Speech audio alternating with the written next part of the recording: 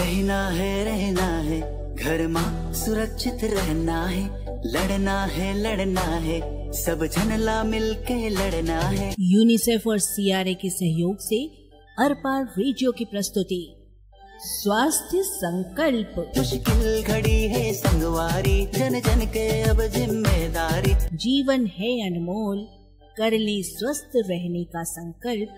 देते रहेंगे मंत्र हम, करने को कायाकल्प। जन जन के साथ रहता फिर आही खुशहाली। स्वास्थ्य संकल्प। भारत मुस्कुराए, छत्तीसगढ़ मुस्कुराए।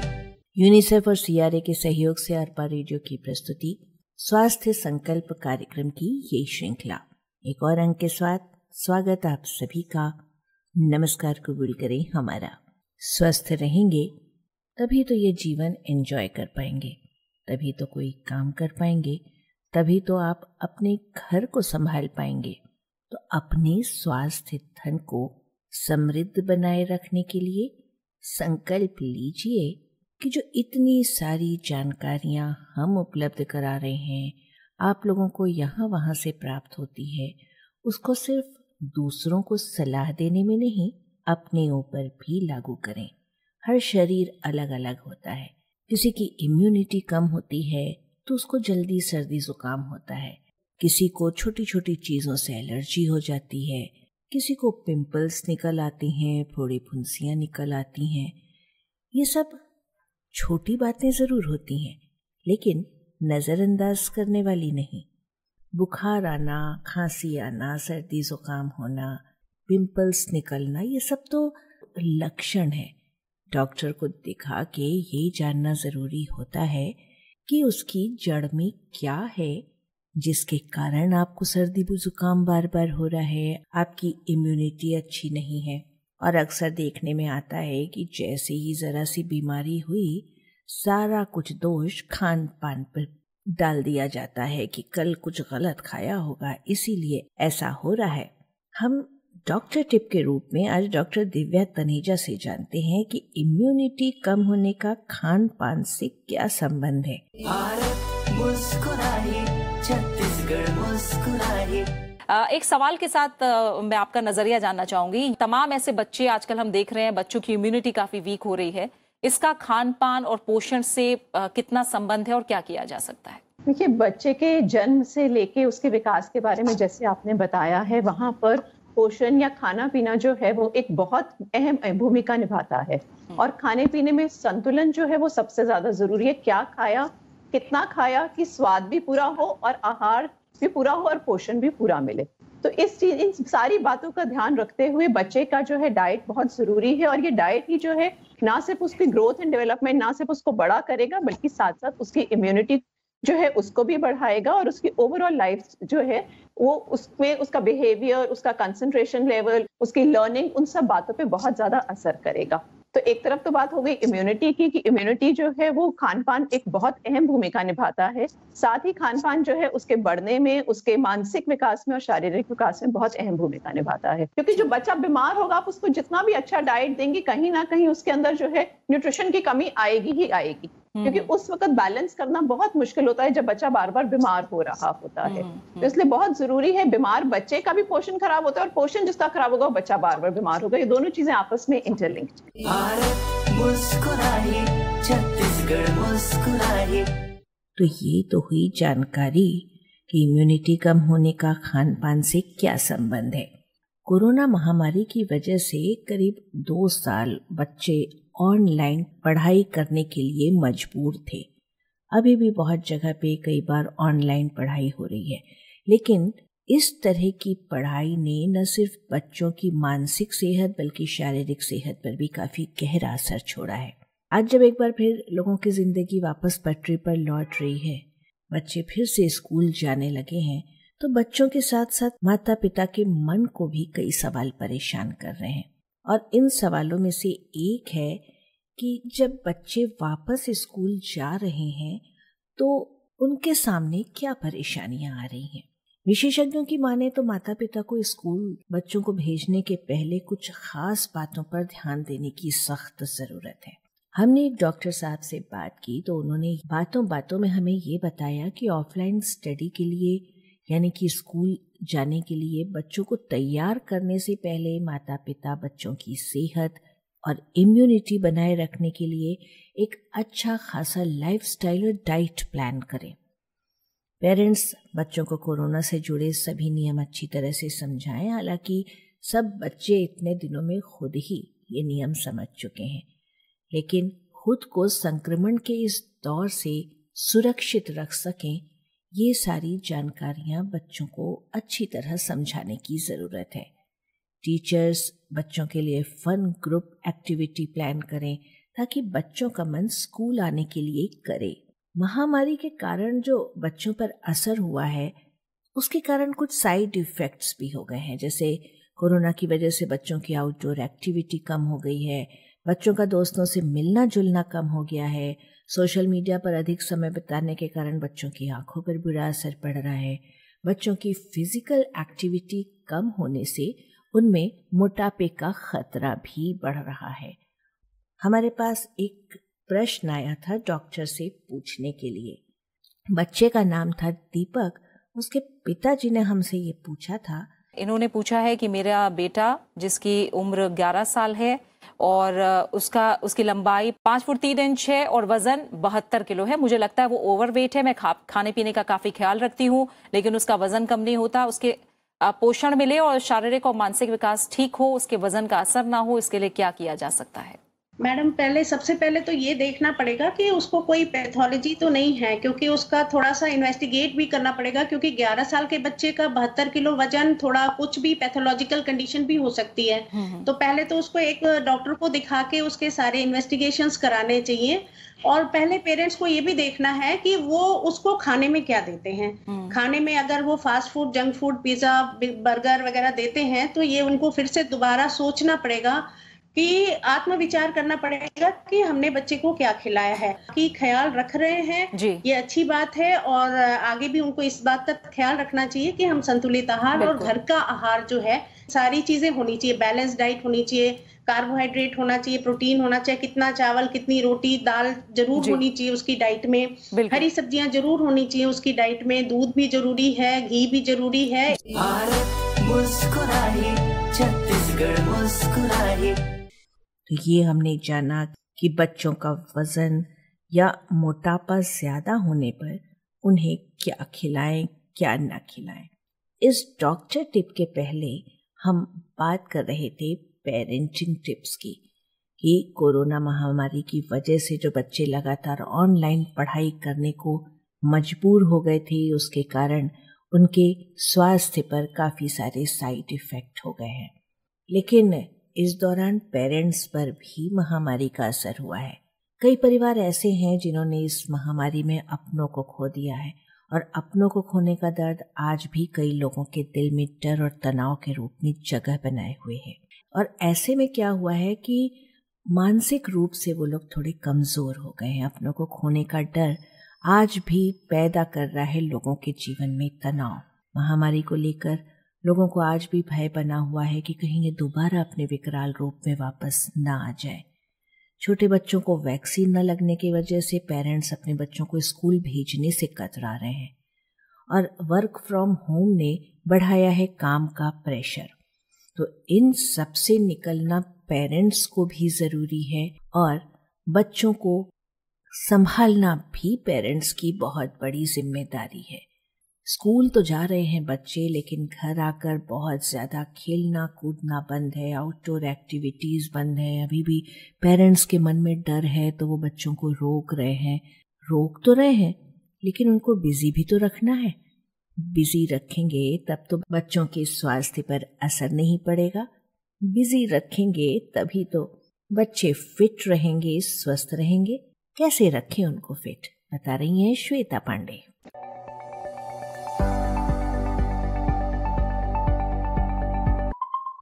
पढ़ने के लिए कॉमिक्स दें। ये उम्र बहुत नाजुक होती है। इस समय बच्चे का दिमाग बहुत क्रिएटिव और कल्पनाशील होता है। इस उम्र में आप बच्चे को जिस रूप में ढालना चाहते हैं ढाल सकते हैं। उसे अच्छी कॉमिक बुक्स लाकर दीजिए जिनमें उसका मन लगा रहे। एक्टिविटी के तौर पर बच्चे से कहिए कि वो सिर्फ 5 पेज पढ़े और पढ़ने के बाद आपको अपनी भाषा में सुनाए। इससे बच्चे को पढ़ने और सीखने की आदत पड़ेगी।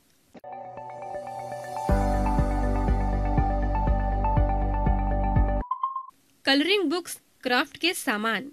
बच्चों को अपने हाथों से कुछ नया बनाना बहुत अच्छा लगता है। ड्राइंग, क्राफ्ट, ये कुछ चीजें ऐसी हैं जो अपने आप ही बच्चे को अपनी तरफ खींचती हैं। अपने बच्चे से कहिए कि आज स्कूल से वापस आते हुए उसने जो जानवर सड़क पर देखे उनका चित्र बनाए। आप यकीन नहीं मानेंगे, मेरे एक भतीजे ने मुझे बताया था कि उसने सड़क पर डायनासोर देखा था और उसने डायनासोर का चित्र बनाया। ना सिर्फ ड्राइंग सुधरेगी, उसकी कल्पनाशीलता को भी नए पंख मिलेंगे।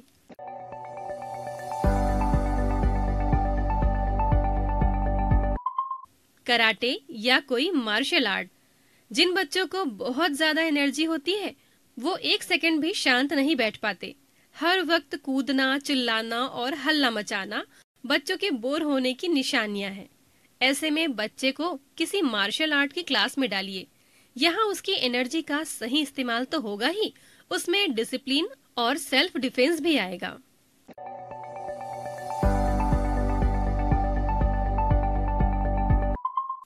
बाहर खेलने भेजें। खेलना हर बच्चे को पसंद होता है। दौड़ना, साइकिल चलाना, मिट्टी और कीचड़ में छपाक करना हर बच्चा चाहता है। अगर आपके आसपास आपके बच्चे के हम उम्र दूसरे बच्चे हैं तो उसे उनके साथ खेलने के लिए प्रोत्साहित करिए। यही वो उम्र है जब बच्चा रिश्ते बनाना सीखता है। अगर आप ऐसी जगह रहते हैं जहां बच्चे के लिए घर के बाहर खेलना संभव नहीं है, उसे किसी स्पोर्ट्स क्लास जैसे क्रिकेट, जिम्नास्टिक या बास्केटबॉल में डालिए। सुला दें। हम बड़ों से पूछिए 8 घंटे की भरपूर नींद का क्या महत्व है, लेकिन बच्चों को सोना पसंद ही नहीं होता। स्कूल की दौड़ भाग की वजह से उनमें एनर्जी तो बहुत होती है, लेकिन थकान भी होती है जो वो समझ नहीं पाते। बच्चे को खुद से चिपका कर लोरी सुनाएं और थपकियां देकर सुला दें। 1-2 घंटे की ये नींद उसे तरोताजा कर देगी और शाम को होमवर्क करने के लिए वो फ्रेश रहेगा। बच्चों को स्कूल भेजना, स्कूल से वापस लाना, होमवर्क, मस्ती, इन सब में आपको बैलेंस बनाना पड़ता है। उम्मीद है कि अब स्कूल से लौटकर आपके बच्चे का मूड चिड़चिड़ा नहीं होगा।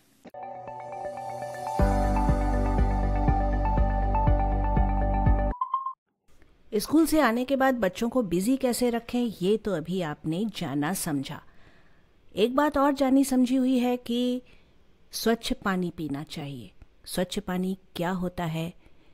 अगर आपके घर में स्वच्छ पानी नहीं आता है तो उसको स्वच्छ कैसे बनाया जाए? स्ट्रक्चर्ड पानी क्या होता है और ये पानी आप घर में कैसे बना सकते हैं, कैसे इस्तेमाल कर सकते हैं, इस सब बारे में जानकारी बहुत ज़रूरी है, क्योंकि बहुत सारे रोग पानी के कारण ही होते हैं। अगर पानी सही नहीं पिया, खाना पकाने में सही पानी इस्तेमाल नहीं किया, तो बहुत सारे रोग आपके घर के अंदर पहुंच सकते हैं। तो डॉक्टर समर्थ ने हमको बहुत ही अच्छी जानकारियां दी हैं इस संदर्भ में। उसको सुनिए और सिर्फ सुनिए नहीं, अपने घर में इस्तेमाल करना भी शुरू कर दीजिए। दोस्तों, पानी का हमारे जीवन में क्या महत्व है इसको मुझे बताने की ज़रूरत नहीं है, ये आप बहुत अच्छी तरह जानते हो। हमारी बॉडी में 70% वाटर है, यानी कि 70% हमारे जो बॉडी में पानी है। तो हमें हमेशा ये ध्यान रखना है कि हम जो भी फूड खाएं वो ऐसा फूड खाएं जो कि 70% अल्कलाइन, यानी कि जिसके अंदर पानी हो, क्षारीय जिसे बोलते हैं, और 30% हमारा कुक्ड फूड होना चाहिए। तो जैसे डीआईपी डाइट है, डीआईपी डाइट अगर आप लेते हैं तो उसमें फ्रूट्स, वेजिटेबल आपको बताया गया है, तो वो उसी हिसाब से डिज़ाइन किया हुआ है कि उसमें 70% आपको जो है अल्कलाइन फूड मिलेगा, यानी कि जिसके अंदर वाटर बहुत है, वाटर रिच फूड जिसको हम बोलते हैं, जैसे फ्रूट्स एंड रॉ वेजिटेबल्स।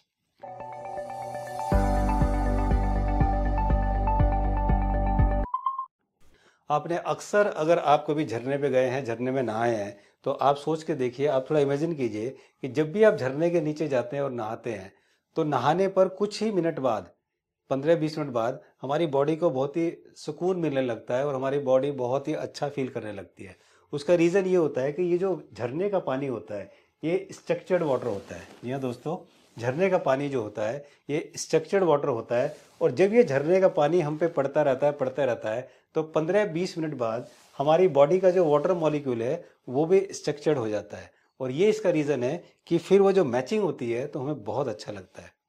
अब आपने सुना होगा कि बार बार कहा जाता है कि ऑलवेज ड्रिंक स्ट्रक्चर्ड वाटर, तो सवाल ये उठता है कि एक्चुअली ये स्ट्रक्चर्ड वाटर है क्या, और ये पीना क्यों ज़रूरी है, और इसको घर पर कैसे बनाया जा सकता है। क्या एक शुद्ध अमृत जैसा पानी घर पर बनाया जा सकता है? तो दोस्तों अब हम देखते हैं कि स्ट्रक्चर्ड वाटर एक्चुअली करता क्या है। अगर हम स्ट्रक्चर्ड वाटर पीते हैं तो ये हमारी बॉडी में जाके हमारी बॉडी के जितने भी टॉक्सिक चीज़ें हैं या जितनी भी वेस्टेज है उसको जो निकाल कर और यूरिन के रास्ते ये बाहर कर देता है। ये काम है स्ट्रक्चर्ड वाटर का।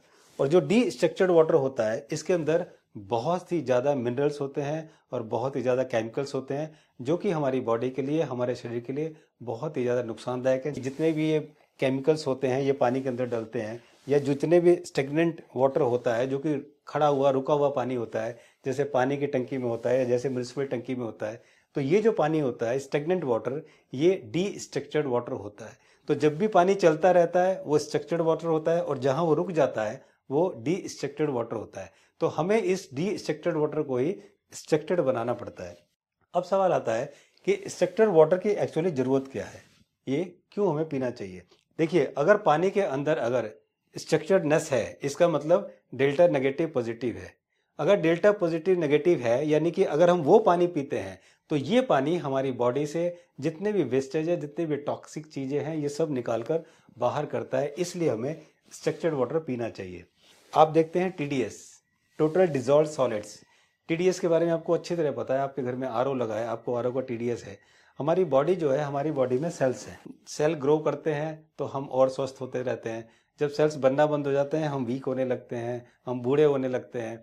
और अगर सेल्स बड़ा हो जाता है सेल तो वो एक कैंसर बन जाता है। अगर सेल की ग्रोथ नहीं होती है तो हमें दिक्कत होती है। मतलब सेल का ही सारा खेल है। तो ये जो हमारे सेल्स होते हैं, हमारी बॉडी में जो सेल हैं, इस सेल का जो TDS होता है वो 200 होता है।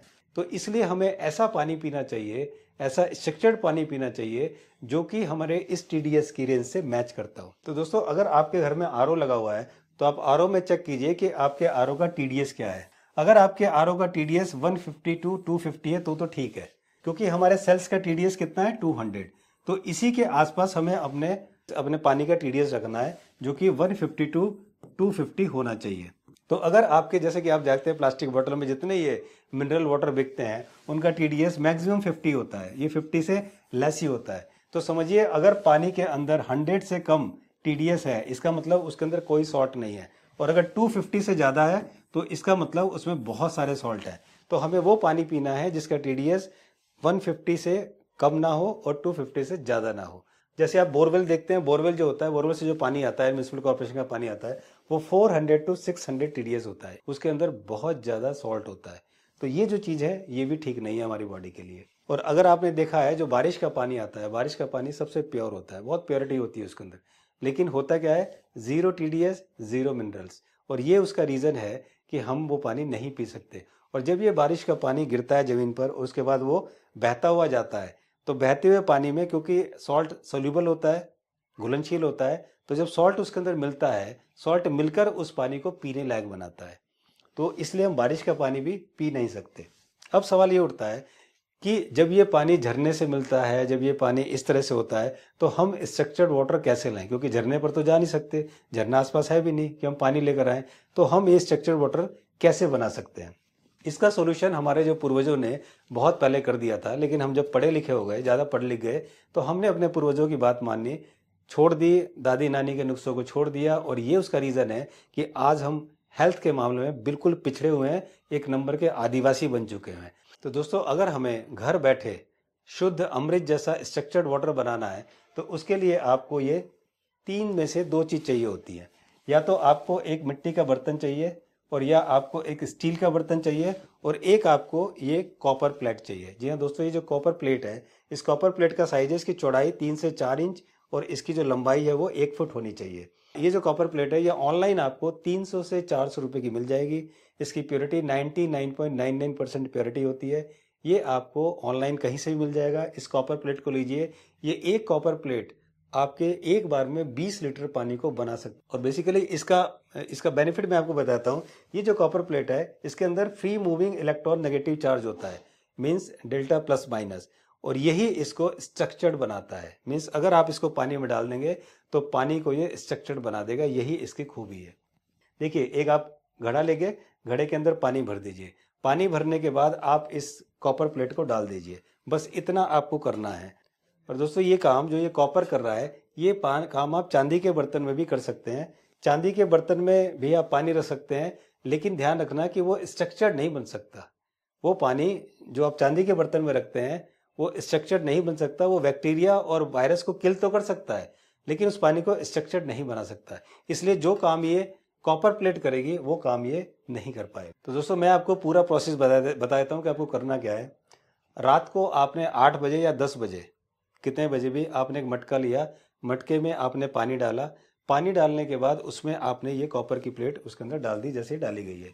उसको 8 से 12 घंटे छोड़ दीजिए, और सुबह जब आप उठते हैं तो इस कॉपर प्लेट को निकालिए और बाहर रख दीजिए। और अब वो पानी आपको पीने को तैयार है।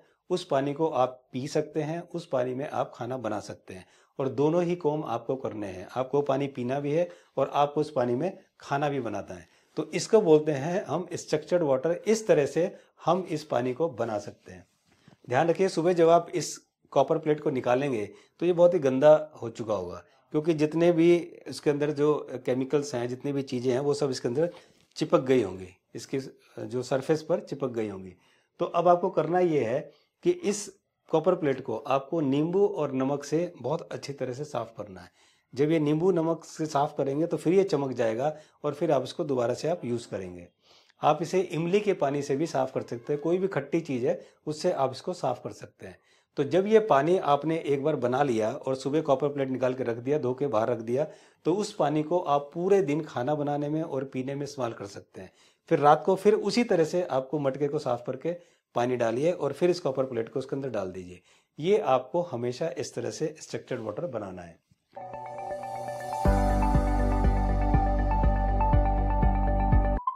स्वास्थ्य संकल्प के आज के इस अंक के लिए बस इतना ही।